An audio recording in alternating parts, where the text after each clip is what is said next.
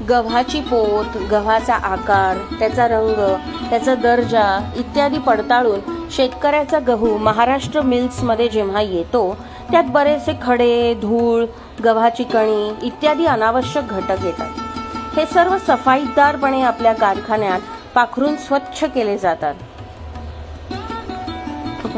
ही पाखरण्याची प्रक्रिया बघताना बहिणाबाईंच्या ओव्या आठवल्यात का तुम्हाला?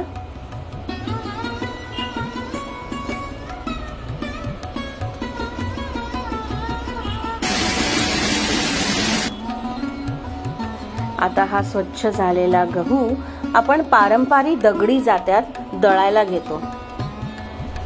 दळण सुरू असतानाच आपल्या आवश्यकतेनुसार ते बारीक आहे की नाही, त्याच्यात आर्द्रता किती आहे, अशा अनेक तपासण्या या स्टेजमध्ये केल्या जातात।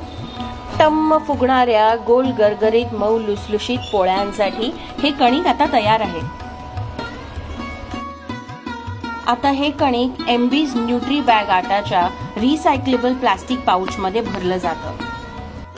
पुणेकरांच्या पसंतीस उतरलेलं महाराष्ट्र मिल्सचं एमबीज न्यूट्री बॅग आटा जर तुम्हालाही ट्राय करायचं असेल तर आम्हाला संपर्क करा।